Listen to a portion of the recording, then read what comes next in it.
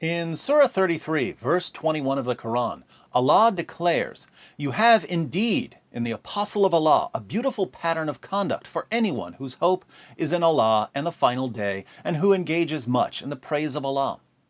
So Muhammad is a beautiful pattern of conduct for Muslims. I certainly hope that our Muslim friends don't take this verse too seriously, because early Muslim sources agree that Muhammad tried repeatedly to commit suicide. He tried to kill himself so many times that we could fairly call him the prophet of suicide, or the suicidal messenger. Sounds like the name of a punk band. Now, there are various reasons people decide to kill themselves. Some people have psychological problems that give them an urge to kill themselves. Others don't have any mental health issues, but so many bad things happen that they don't see any point in living. Still others have more nefarious reasons. My girlfriend left me, so I'll teach her a lesson and kill myself. With regard to Muhammad, the questions we need to ask are: 1. Why did Muhammad try repeatedly to kill himself? And 2. What do his suicide attempts tell us about his psychological state? Let's read some Muslim sources on Muhammad's ongoing battle with suicide. In the history of At-Tabari, we learn that Muhammad was suicidal before the first verses of the Quran were revealed to him. During one of his annual pagan religious retreats, a spirit appeared to him and said, "Muhammad, you are the messenger of God."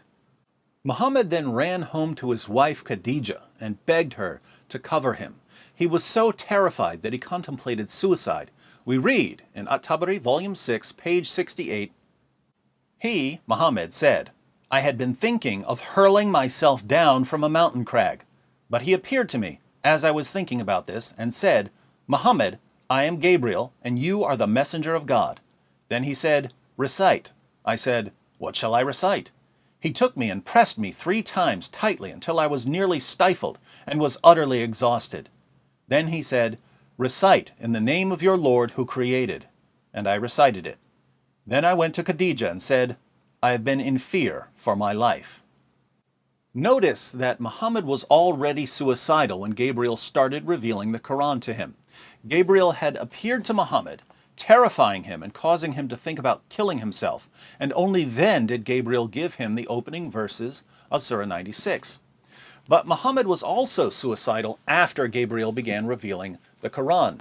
According to Ibn Ishaq's Sirat Rasulullah, our earliest detailed biographical record on the life of Muhammad, page 106, Muhammad wanted to kill himself even after the revelations started, because he believed that he was possessed by an evil spirit. Muhammad was having a nightmare about a spirit physically attacking him and forcing him to recite verses of the Quran. When he finally agreed to recite the verses, the spirit that attacked him said, "Read in the name of thy Lord who created man of blood coagulated. Read, thy Lord is the most beneficent, who taught by the pen, taught that which they knew not unto men." Muhammad narrates, "So I read it, and he departed from me. And I awoke from my sleep, and it was as though these words were written on my heart. Now none of God's creatures was more hateful to me than an ecstatic poet or a man possessed. I could not even look at them. I thought, woe is me, poet or possessed. Never shall Quraysh, that's Muhammad's tribe, say this of me. I will go to the top of the mountain and throw myself down, that I may kill myself and gain rest. So I went forth to do so, and then, when I was midway on the mountain, I heard a voice from heaven saying, O Muhammad, thou art the apostle of God, and I am Gabriel." So Muhammad received the revelations, but after his encounter with Gabriel, he was convinced that he was possessed by an evil spirit. Since he didn't want his tribe to know that he was possessed, he decided to kill himself. But Gabriel stopped him. Gabriel had his work cut out for him, however, because Muhammad had a habit of trying to jump off a cliff whenever he was feeling bad. When Muhammad's wife Khadijah saw that her husband was suicidal, she and her cousin Waraka talked to him and convinced him that he wasn't possessed. He was a prophet of Allah. But Waraka soon died, and the revelations suddenly stopped. Guess who decided to kill himself? Let's find out in Sahih al-Bukhari, number 6982.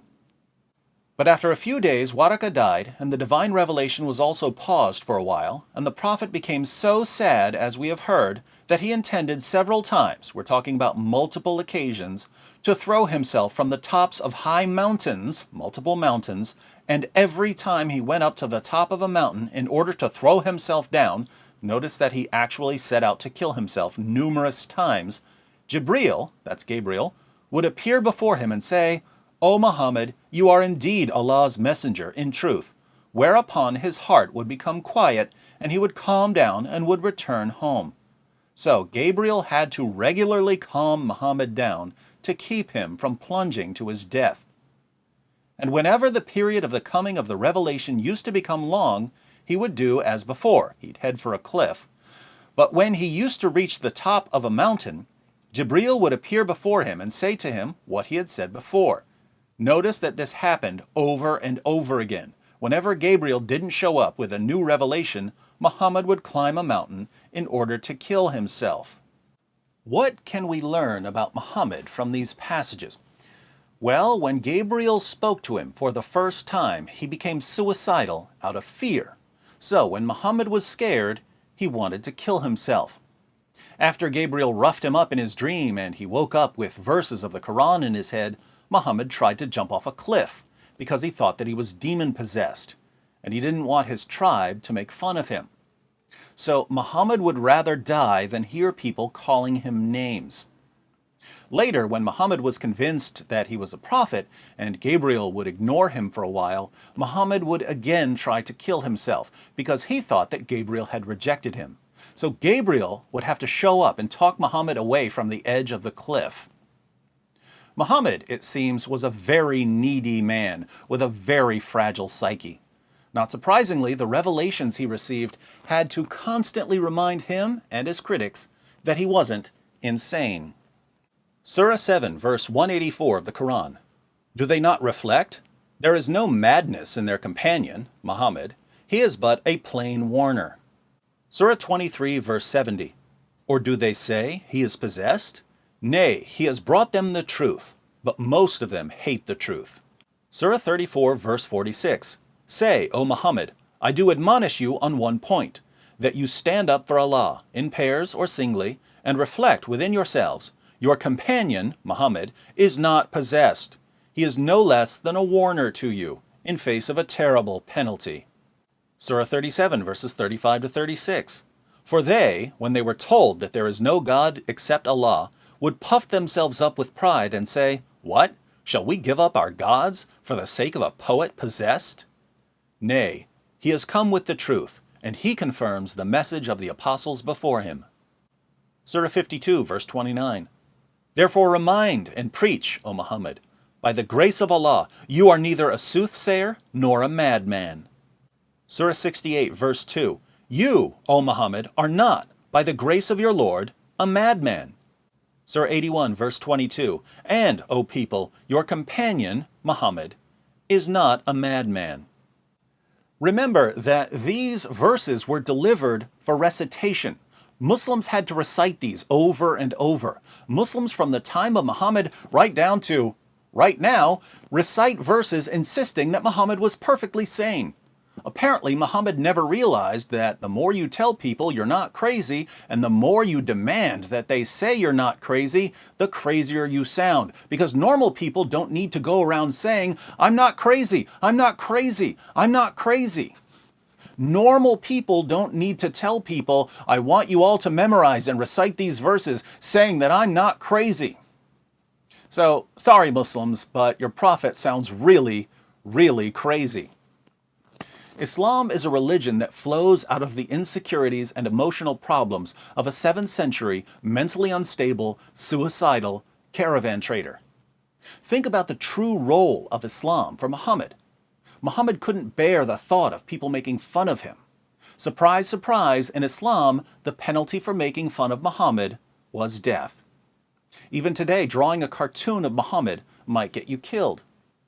Muhammad was terrified of rejection. He would rather die than be rejected by his tribe. He would rather die than be ignored by Gabriel. Lo and behold, his tribe was eventually forced, with 10,000 swords at their throats, to accept him as a prophet. Leaving Islam was a death penalty. You couldn't reject Muhammad if you wanted to. And Muhammad became, in Islam, the most important human being in all of history, someone Gabriel could never ignore. Today, more than 1 billion Muslims spend a shocking portion of their lives showering Muhammad with praises and blessings. 14 centuries after his death, his followers are still giving him the affirmation and attention he craved, not realizing that the point of the religion was to keep him from killing himself. The sad irony is that the religion that was meant to preserve Muhammad's life eventually got him killed. If you'd like to know how Muhammad died, click on this video. Spoiler alert, he was poisoned by a Jewish woman whose family had been slaughtered by Muslims. The worst part is that millions of people have been killed in the name of a religion whose purpose was to protect the life of a single man. And people are being killed every day, all because Muhammad needed to feel important. This is one of the many reasons Muhammad is the last person I would ever call a beautiful pattern of conduct.